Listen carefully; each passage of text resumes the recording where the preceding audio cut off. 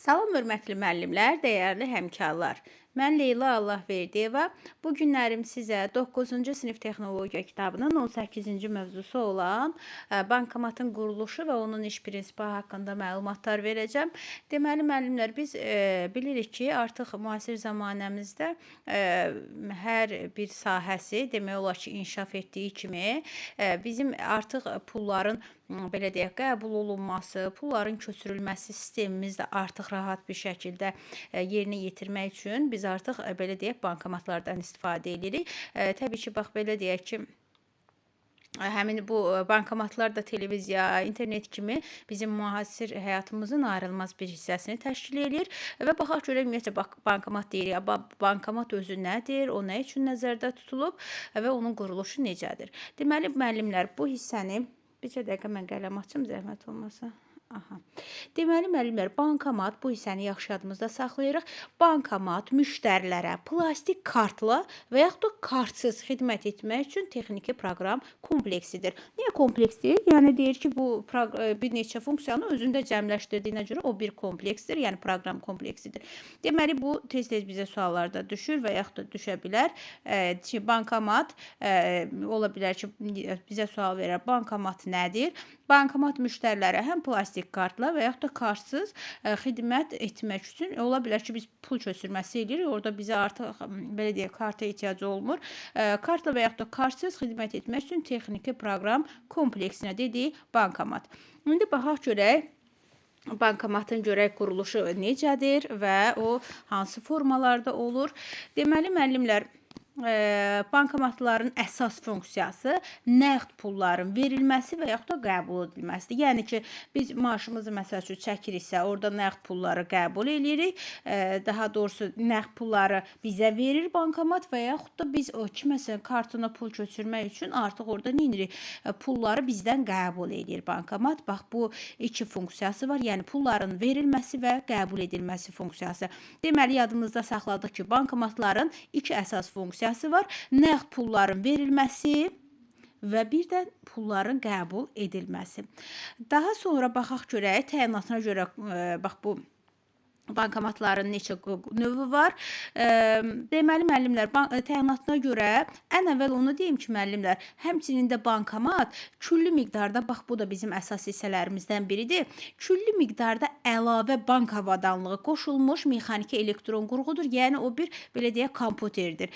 Yəni yəqin ki, monitoruna və yaxud da funksiyalarına baxsaq, həqiqətən də o kompüterin bir formasıdır. Sadəcə olaraq onun tərkibində çoxlu miqdarda, yəni külli miqdarda bank avadanlıqları, yəni belə deyək də, indi artıq öyrənəcəyik o bank avadanlıqları nələrdir. Bax, həmin o avadanlıqların quraşdırılmış mexaniki elektron qurğudur. Həmçində bir kompüter hesab olunur. Deməli, yadımızda saxladıq ki, bura qədər nə öyrəndik? Öyrəndik ki, bankomat bizə deməli, plastik kartla və yaxud da kartsız xidmət göstərən texniki proqram kompleksidir və onu da bildik ki, bankomatın iki əsas funksiyası var. Bir nağd pulların verilməsi, bir də pulların qəbul edilməsi və onu da öyrəndik ki, bankomat külli miqdarda əlavə bank avadanlığı quraşdırılmış, belə deyək, mexaniki elektron bir qurğudur, həmçində sadə bir kompüterdir. Daha sonra baxaq görək ki, təyinatına görə bankomatların hansı növü var. Deməli, müəllimlər, təyinatına görə bankomatların ofis üçün, küçə üçün və divar arası növləri var. Bunların içərisində ən, belə deyək, təhlükəsizlik baxımından ən yaxşısı divar arası olan kompüterdir. İndi o gedişatda onun izahını verəcəm. Niyə? Deməli, müəllimlər, ofis bankomatları otaqlarda quraşdırılır. Küçə bankomatları küçələrdə adından məlum olduğu kimi, divar arası bankomatlar isə binanın daxilində və yaxud da xaricində ara kəsmə arasında quraşdırılır. Deməli, divar arası bankomatı müştəri öz qarşısında ya tam şəkildə görür və yaxud da ancaq onun belə deyək, üst tərəfdən görür. Bu məhdudiyyət bizə nəyə lazımdır? Bizim təhlükəsizlik baxımından bizə belə deyək, üstünlük təşkil edir digər növlərə nisbətən və Əgər bankomatlar küçədə bütöv şəkildə yerləşdirilsəydi, bu, yəni hər hansı bir cinayətlərin törənməsi üçün, yəni ətrafdakılar artıq bizim ora nə qədər oradan pul götürdüyümüzü və yaxud da nə əməliyyatlar yerinə yetirdiyimizi görər və bir də bunu bizə vurğulayır ki, əgər bizim potensial cinayətlər üçün bu əlçatan olar da. Yəni bankomata həm də yarırlar, nə bilim də, yəni oğurluq olunması baxımından da belə deyək, bu cür mümkün olardı.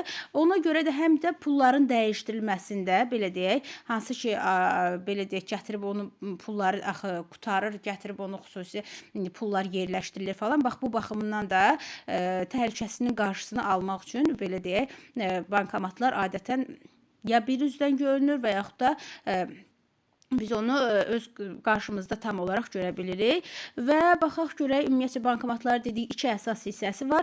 Yuxarı hissəsi və bir də aşağı hissəsi. Buranı da yadımızda saxlayırıq. Bankomatların iki əsas hissəsi var. Yuxarı və bir də aşağı hissəsi.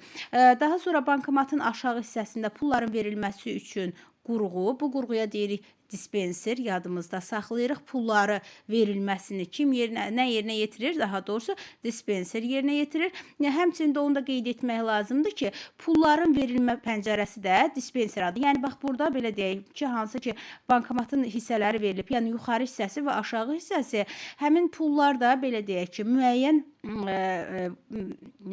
belə deyək, dispenserlərdə bizim milli əskinazlarımız, yəni pullarımız hansılardır adətən? Yəni 1 manatlığımız var, 5, yəni ümumilikdə 7 dənə belə deyək pul növümüz var, kağız pul növümüz var və buna əsasən də 7 dispenserə yüklənir. Bax, buradakı bu hissələr isə onun dispenserləridir. Yəni belə deyək, siyirmələr sanki, siyirmə kimi, yəni belə loru desək, bu cürdür və hərəsi məsəl üçün birinə tam 1 manatlıqlar, birinə 5 manatlıqlar, 10 manatlar və s. və axır. Yəni 7 kasetdə dispenserə yüklənir. Bunu yadımızda saxlayırıq müəllimlər. Aha. Daha sonra dedik ki, içərisində pul olan bu kasetlərdən başqa bankomat tərəfindən bir də çıxdaş edilmiş kupyorlar var. Deməli, kupyor nədir müəllimlər? Yəni belə deyək, artıq pullar da var da. Yəni bu yerləşdirilən 7 kasetdən əlavə bir də çıxdaş edilmiş. Bəzən olar ki, məsəl üçün də hər hansı bir hissəsi cırılmış, nə bilim, nə isə də bu cür pulları da o artıq o yerləşdirəndə, yəni köçürmə zamanı çıxdaş edilmiş kupyorlar. Yəni əgər kupyor sözü gördünüzsə, adətən yəni kitabda açıqlaması verilməyib deyə bunun sual kimi düşmə ehtimalı azdır, amma yenə də özümüzdə bilək ki, bu artıq bu, yəni kupyor artıq pul deməkdir. Yəni çıxdaş edilmiş kupyorlar atılan 8-ci bir kasetimizdə var. Yadımızda bunu da saxlayaq. Ola bilər ki, belə sual düşər ki, məsəl üçün bankomatda 8-ci kaset nə üçündür? Onu da götürərik ki, çıxdaş edilmiş kupyorların atılması üçündür. Deməli, bura qədər öyrəndiyimizi bir də nəzərdən keçirək. Dedik ki, bankomatlar plastik kartla və yaxud da kartsız bizə xidmət etmək üçün nəzərdə tutulan texniki proqram kompleksidir və dedik ki, bankomatlar təyinatına görə 3 növdə olur. Ofis, küçə və divar arası bankomatlar və dedik ki, bankomatların iki əsas hissəsi var. Yuxarı hissəsi və aşağı hissəsi var və onu da qeyd etdik ki, bankomatlar yəni sadə bir kompüterdir, mexaniki elektron bir qurğudur və ona külli miqdarda bank avadanlıqları qoşulmuşdur.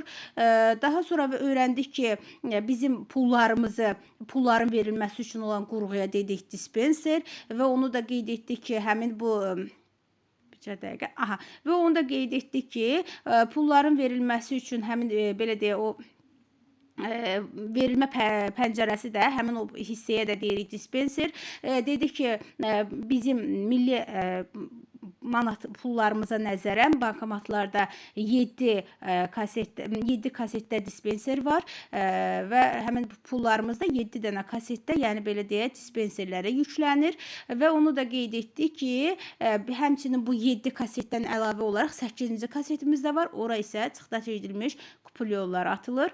Daha sonra baxaq görə bircə dəqiqə müəllimlər.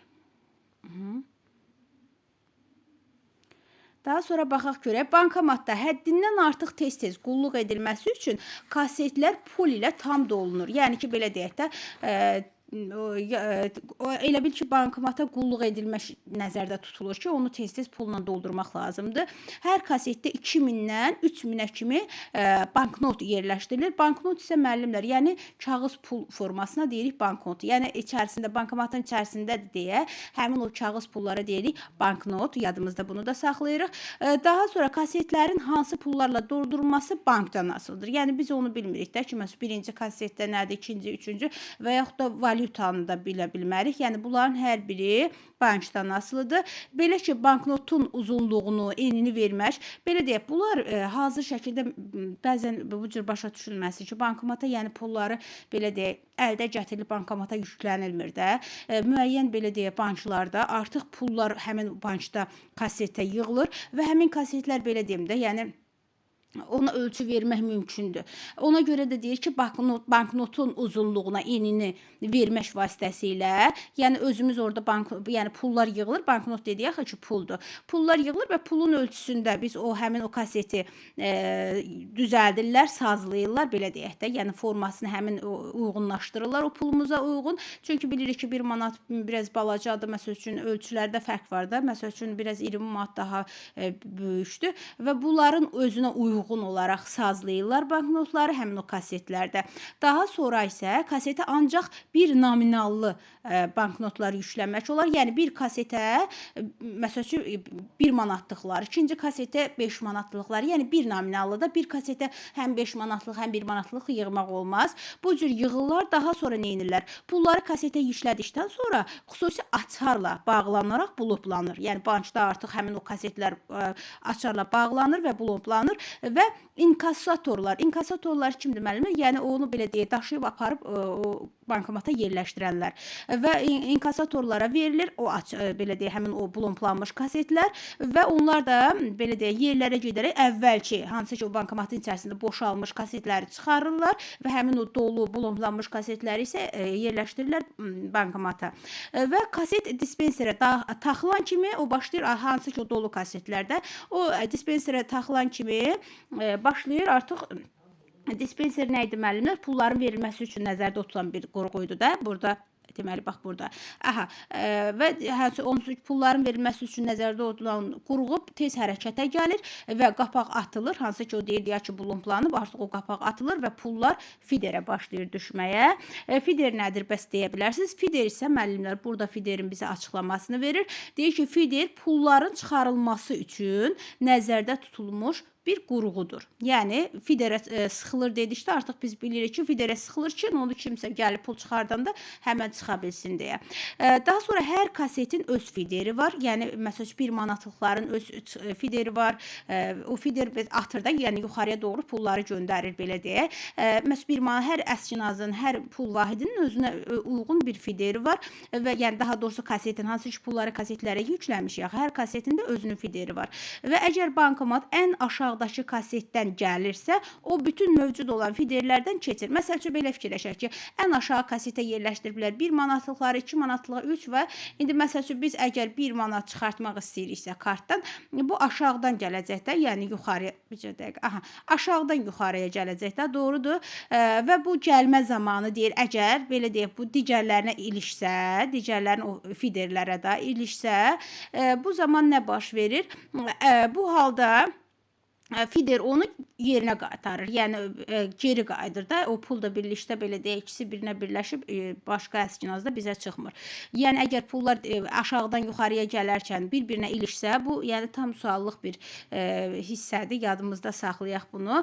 Əgər bankomat ən aşağıdakı kasetdən gəlirsə, o bütün mövcud olan fiderlərdən keçir. Yəni hər bir 5 manatlığın fiderindən də.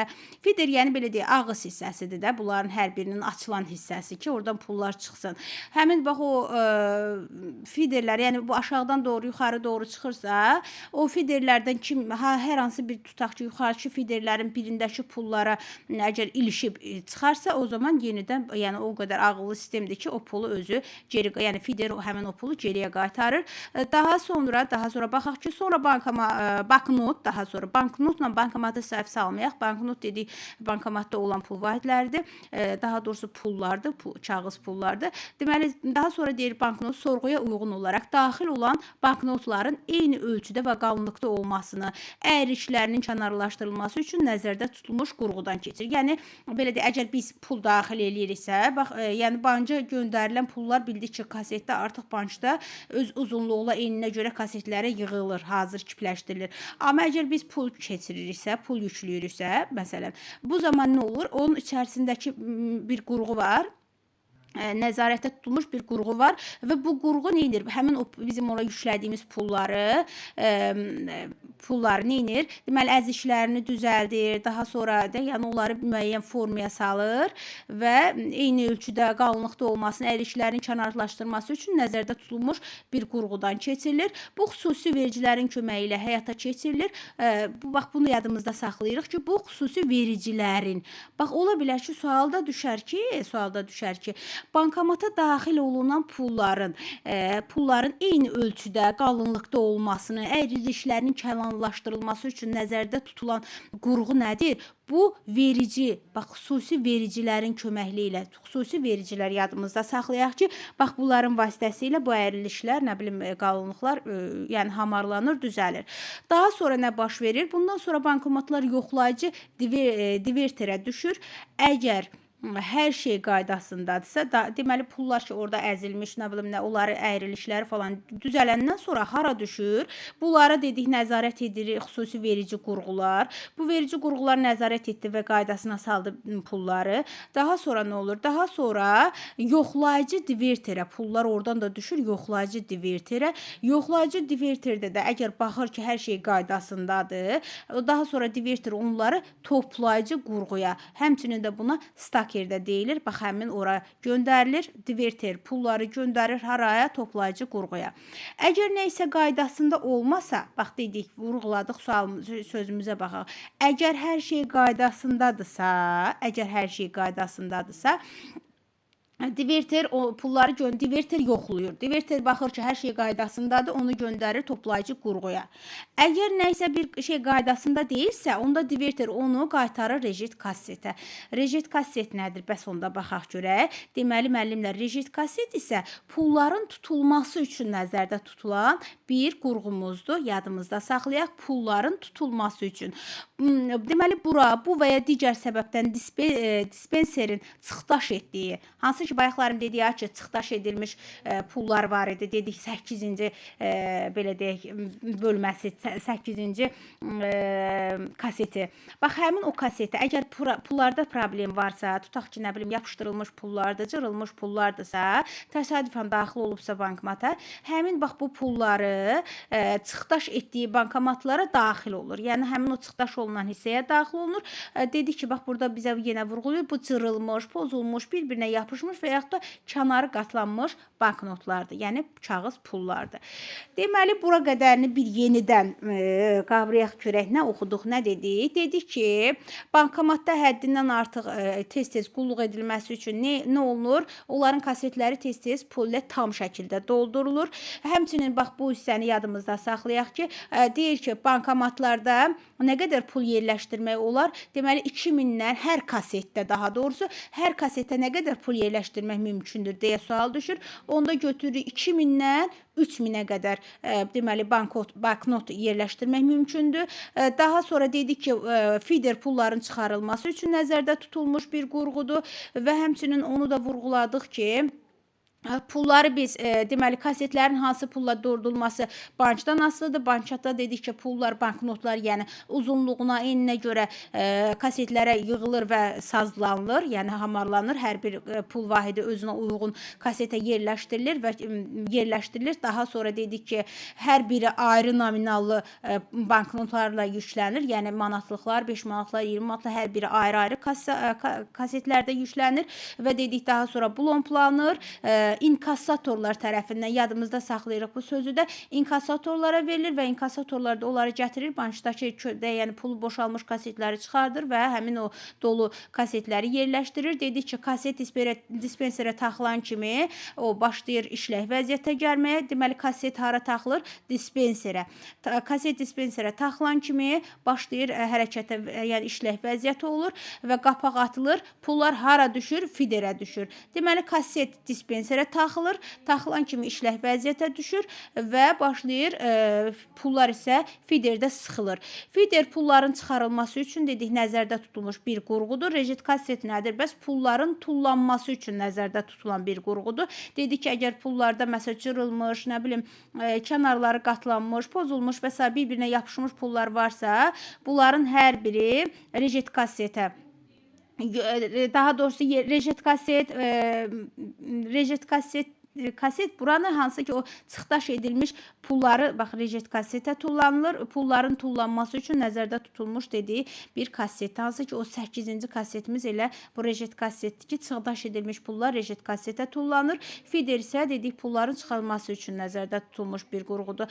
Daha sonra gərək görək, daha sonra nə öyrəndik? Dedik pulun verilməsi zamanı əgər işıq sönərsə bunu yadımızda saxlayırıq. İşıq sönərsə və yaxud da başqa bir pozuntu, nəysə bir hal baş verərsə, bu zaman pul rigid kassetə atılır. Yəni bax burada öyrəndiyimiz pulların tullanması üçün nəzərdə tutulmuş qurğuya daxil olur. Yadımızda bunu mütləq saxlayırıq.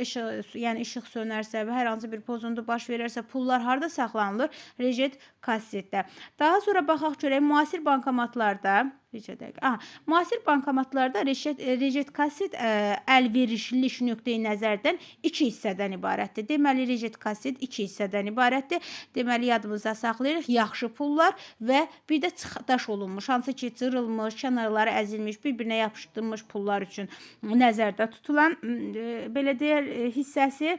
Əgər dispenser həddindən artıq sayda banknot çıxdaş edirsə, bu hər hansı bir nasazlıqdan xəbər verir. Bəzən olur ki, müəyyən əskinazlar var ki, adətən indiki zamanda 10 manatlıqlar məsəl daxil edirsən, geri qaytarır.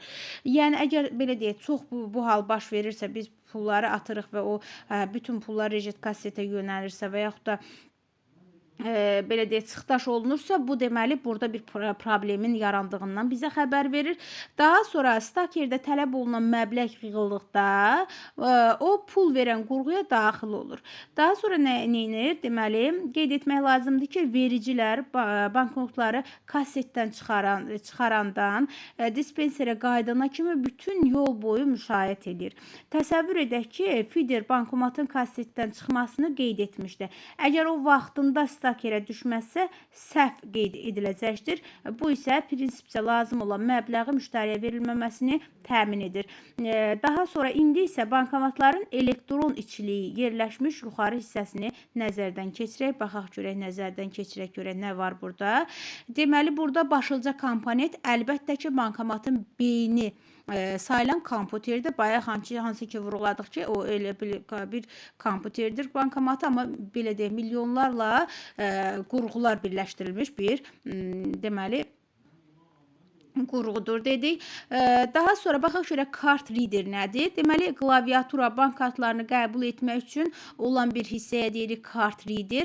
Həmin bu kart reader adlanan yarıqlar printer pul vasitələrinin verilməsi və qəbul edilməsi üçün yarıqlar yerləşdirilmişdir. Bax, burada bizə də göstərir bizi kart reader, yəni kartını daxil edirik və yaxud da oradan sonra da götürürük də kartımızı. Yəni bax, bu hissə olur bizim kart reader. Ona da deyirik ki, bankomatdan yuxarı ön hissəsində bütün monitor, klaviatura, bank kartlarını qəbul etmək üçün olan bir qurğu. Kart readerimiz oldu. Daha sonra gələk, deməli, bircə dəqiqə müəllimlər. Bu hissəyə gələk. Bankomatın klaviaturası deməli pin kod və yaxud da məbləğin daxil edilməsi üçün rəqəmli hissədən ibarətdir. Bax, burada görürük biz bunu. Deməli klaviaturasıdır bankomatın və bir də pin kod və yaxud da məbləğin daxil edilməsi üçün digər hissələrdən ibarətdir. Və bir də ləğv etmə düyməsi var. Bax, görürsünüz burada ləğv etmə düyməsi və bir də düzəltmə düyməsi var ki, düzəliş etmək və bir də daxil etmək. Deməli, bankomatın klaviaturası pin kod və məbləğin daxil edilməsi üçün rəqəmli hissədən, yəni biz bu hissələrdən nə edirik? Pin kodumuzu daxil edirik və yaxud da pulumuzun miqdarını bu hissədən daxil edirik, yəni bu rəqəmlərdən ləğv etmə, düzəliş etmə və daxil etmə düymələrindən ibarətdir bu hissəni. Zaten belə deyim də, bu hər birimizin istifadə etdiyimizdir deyə sual düşsə, əminəm ki, burada hər bir kəs asanlıqla tapacaq.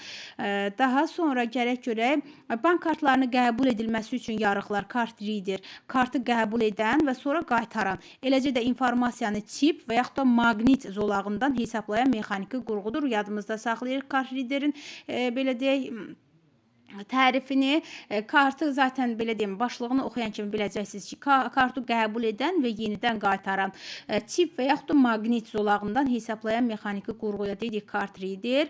Daha sonra burada yəni belə deyək, dərsliyimiz vaxt uzun çəkdiyinə görə çox xırdalıqlarına belə deyək getmirəm. Hansı ki o qeydlər falan var, onları yəqin ki hər birimiz yaxşı-yaxşı oxuyarıq. Əsas hissələrini istəyirəm sizə çatdıram və bir də vurğulayır ki, bankomat 2 ədəd xüsusi lentli printerlə təchiz olunur. Bax, bunu yadımızda saxlayırıq. Bu hissədə əsas hissəmizdir. 2 ədəd xüsusi lentli printerlə təchiz olunur. Bu printerin biri deməli printer qəbzi və yaxud da müştəri üçün hesab üzrə sonuncu əməliyyatların çıxarışını çap edir, hansı ki o bizə qəbz verir. İkinci printer isə jurnal üçün nəzərdə tutulmuşdur. Onun lentinə vaxt, bankdakı hesabatlar və mübahisəli halların həlli üçün bir əməliyyat haqqında məlumat yazılır. Deməli 2 hissədən ibarət oldu dedik. Biri bizə qəbzi və yaxud da müştəri üçün hesab üzrə sonuncu əməliyyatların çıxışını bizə verir. İkinci printer isə artıq belə deyim, o bankomatın tərkib içərisində qalır və müəyyən mübahisəli hallar olanda bəzən olur ki, kimsə deyir ki, mən söz saldım, pul çıxmadı, baxır kart boşdur və s. və laxır. Yəni bax bu hallar üçün həmin əməliyyatlar haqqında məlumat yazılır o ikinci printerə. Daha sonra müasir kompüterlərin quruluşunda jurnal üçün printer mövcud deyil. Lazımi məlumatlar elektron printerə yazılır. Artıq belə deyək, müasir kompüterlərdə, hansı ki bu ikinci dedi ya, jurnal üçün printer. Bax, bu jurnal yazılmır. Bütün məlumatlar elektron printerə yazılaraq qalır. Daha sonra bankomatın iş prinsipi nədən asılıdır? Bunu bizə vurğulayır. Daha sonra deməli bax burada bizim bankomatın iş prinsipinin mexanizmi göstərilir. İstifadəçi kart bankomata taxaraq PIN kodu daxil edir və tələb olunan əməliyyatı seçir. Yəni biz bu nə qədər pul çıxartmaq istəyiriksə, sonra tələbnamə prosesinə göndərilir. O isə tələbnaməni uyğun olaraq kartı buraxan banka istiqamətləndirir. Bax bura istiqamətləndirir. Yəni bu bizim bankın serveridir, prosesing mərkəzidir və daha sonra bankomatdır. Və əgər istifadəçi pul çıxarmaq istəyirsə, onda processing lazım olan məbləğ istifadəçinin bank hesabından elektron köçürmə ilə öz hesabına köçürür. Yəni bax bu bankdan öz hesabına köçürür və köçürmə həyata keçən kimi hesablayıcı mərkəz bankomata, bax bu hesablayıcı birinci deməli hesablayıcı mərkəz bu bankdan pulu özünə köçürür. Banka, yəni birinci bax burada oxunan göstərilir. Banka bildiriş göndərir, yəni ki pulun miqdarını. Bank həmin pulu göndərir bu prosesingə və prosesingdə öz növbəsində daha doğrusu belə deyim də, bax birinci biz nə edirik? Bankomatdan istədiyimiz pulun məbləğini yazırıq. Bankomat pulu göndərir prosesing mərkəzinə, qırmızı xətlərə fikir verin. Və prosesing mərkəzi də həmin o bildirişi, məsələn göndərir ki, biz ondan maaşımızdan 300 manat çəkmək istəyirik. Göndərir bank serverinə. Bank serveri də nə baş verir? Daha sonra həmin pulu göndərir bu prosesing mərkəzinə, yəni bildirişi. Prosesing mərkəzi də bildirişi göndərir bankomata və bankomat da həmin əmrlərə tabe olaraq bizim istədiyimiz məbləği bizə verir. Köçürmə həyata keçən kimi hesablayıcı mərkəz bankomata pulun verilməsi əmrini verir. Beləliklə, bankomatların iş sxemi bütövlükdə internet xətlərinin iş sxeminin analogudur. Təbii ki, internet sxemlərinin iş prinsipinin analogudur. Bax, bunu yadımızda saxlayırıq. Bankomatların iş sxemi nəyə əsaslanır? Deyirik ki, internet xidmətlərinin iş sxeminin analogudur. İstifadəçi internetə keçid almaq istədikdə providerin serverinə qoşulur. O isə öz növbəsində istifadəçinin ona lazım olan informasiyaları saxlayan serverlərə istiqamətləndirir. Daha sonra bankomat hesablayıcı mərkəzi nəinki müştərilərin sorğusunu, həm də öz işi haqqında operator tərəfindən izlənilən bütün məlumatları ötürür. Deməli, hansı məlumatdır? Birinci məlumat, bankomat xidmət vacibliyinin tələb olunması barədə prosesingə xəbərdarlıq edir. Məsələn, maşında pulun qurtarması və yaxud da sistemin işində olan nasazlıq haqqında. İkinci, səhvlər haqqında bütün məlumatlar hesablama mərkəzinə daxil olur. Ancaq nəqd pul almaq üçün nəzərdə tutulmuş bankomatlardan başqa yarım funksional özünü xidmət bank terminalları da mövcuddur.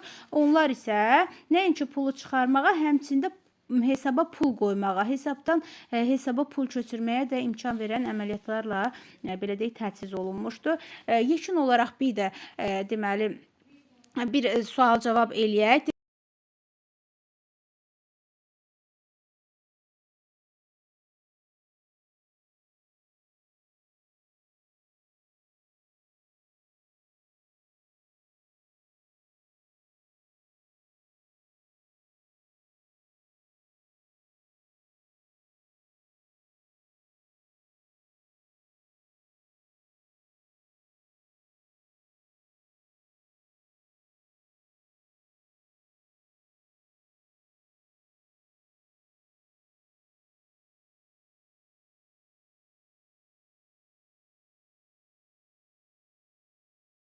Deməli müəllimlər, ümumi olaraq bir sual-cavab eləyək. Dedik ki, müəllimlər, bax pulların çıxarılması üçün nəzərdə tutulmuş qurğuya nə dedik? Bəli, fidir dedik. Pulların tullanması üçün nə? Bax tullanma elə bil ki, iki söz birləşib də, sanki belə deyək, o defislə yazılıb da, sanki tullanıb da bir söz qabağa. Rejit kasset, tullanma sözünü yadımızda saxlayırıq. Rejit kasset, pulların verilməsi üçün dispenser. Daha sonra o dispenser sözü adətən dispatcher sözünə falan da o ki, hansı ki nəqliyyatları falan tənzimləyir. Bax, o cürdə, yəni pulların verilməsi yadımızda saxlayaq, dispenser. Pulların verilməsi zamanı əgər işıq sönərsə dedik və yaxud da hər hansı bir belə deyək, pozuntu baş verərsə, pullar harda saxlanılır? Bəli, müəllimlər, rejit kassetdə saxlanır. Dedik ki, rejit kasset əlverişlik nöqteyi nəzərindən hansı hissələrdən ibarətdir? Deməli, iki hissədən ibarət idi. Bir yaxşı pulları, bir də çıxdaş pulların yığılması üçün olan hissədən. Bəs dedik ki, bankomat neçə lentli printerlərlə təchiz olunub? Bəli, iki lentli dedik printerlərlə təchiz olunub. Bir əməliyyatların çıxarışlarını çap edir. Biri isə jurnal üçün nəzərdə tutulub. Hansı ki, dedik, müasir tiplilərdə artıq heç jurnal üçün də nəzərdə tutulmuş yoxdur. Bax, bu hissə artıq orada elektron çıxarışlar yazılır. Daha sonra dedik, kartı qəbul edən, sonra qaytaran, eləcə də informasiyanı, tip, maqnit, bax, bunlar hansıydı? Bu kart readerdir. Yəni, kartı qəbul edən dedikdə zaten bilinci bu kart readerdir. Ola bilər ikinci hissəsindən verər, deyər ki, informasiyanı tip və yaxud da maqnit zolağından hesaplayan mexaniki qurğu, onda da yenə də bu kart readeri götürün. Daha sonra əgər bir bankomata təsadüfən, daha doğrusu bir banknota təsadüfən ikinci banknot ilişərsə, bu zaman pullar nə baş verir ümumiyyətcə? O da dedik ki, fider onu geri qaytarır. Daha sonra hər kasetə nə qədər banknot yerləşdirmək mümkün idi? Bəli, müəllimlər, 2000-dən 3000-ə qədər öyrəndik ki, banknotu yerləşdirmək mümkündür. Daha sonra banknot ümumiyyətcə, daha doğrusu bankomat nə üçün nəzərdə tutulmuşdu? Onu dərsliyimizin mövzumuzun ilk bölümündə öyrəndik ki, müştərilərə kartla və yaxud da kartsız xidmət üçün nəzərdə tutulmuş texniki proqram kompleksidir. Deməli, bugünkü dərsimiz bu qədər müəllimlər.